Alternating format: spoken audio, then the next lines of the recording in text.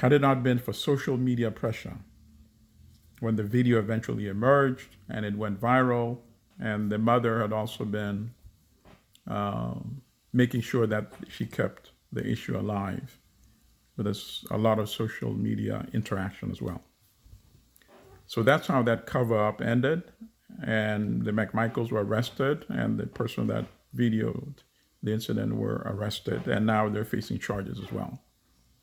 So the African American community, and I imagine there's some conscious people who may not be African American who are also affected by this, but not as intensely as African Americans who have been under tremendous siege, as I said, with the COVID pandemic. And now you bring the Arbery case, and then we go to Louisville, where Breonna Taylor, who is in her apartment with a boyfriend, his last name is Walker, and Walker hears some noise coming in as if somebody's breaking in their apartment. So what does he do? He fires a shot at what he imagined was an intruder. It turns out these were plainclothes policemen who did not announce themselves, according to Walker. And then they obviously reacted by firing, I understand, more than 30 shots into this apartment. Breonna was hit with at least 8 bullets, according to her lawyer, Ben Crump, and she died in her underwear. And that had been covered up. And Walker had been arrested and charged with attempted murder for firing in self-defense when he thought his apartment was being broken into. And it was only once again due to social media outcry, when the information started circulating widely and went viral, that the cover-up ended. Subsequently, charges were dropped against Walker, and now the killing of Breonna Taylor is also being investigated. So we have these 2 incidences.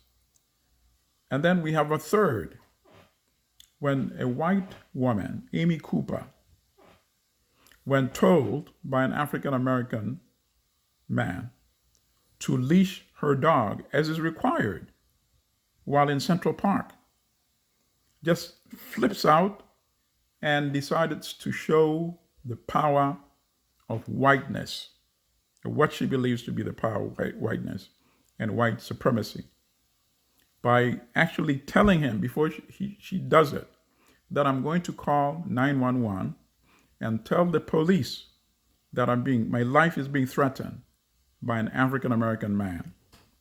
Just absorb that, let it sink in. She is telling the black man, Christian Cooper, I believe is his name, that I am going to set you up. I'm going to lie about you. But when they come, it's going to be my word against yours. And to police forces, and she's thinking, obviously, to a white police officer or to the police establishment, since black people are generally criminalized due to centuries of demonization, it's going to be my word of a white woman against yours, a black man. Not even knowing the many precedents where police officers show up and start firing before even asking words. Now, you've already lied to them that your life is being threatened by a black man. What do you think they'll do if they arrive on the scene and see you, a white woman, with that innocent black man close to you? You knew what you were doing. They might have killed him, and you were willing to live with that just because he told you to leash your dog. That was something that angered people in the African American community, and we hope it angered many people who are not also part of the African American community. So now you have this fuse burning, these series of outrageous manifestations of white supremacy. You put all this together, and then we have the public execution of George Floyd. I wrote with co-author Colin Benjamin a commentary, an editorial for Black Star News after that outrageous extrajudicial execution of Floyd. And at the end of the editorial, we wrote that people like Chauvin are not learning or even paying attention to the outrage, the reaction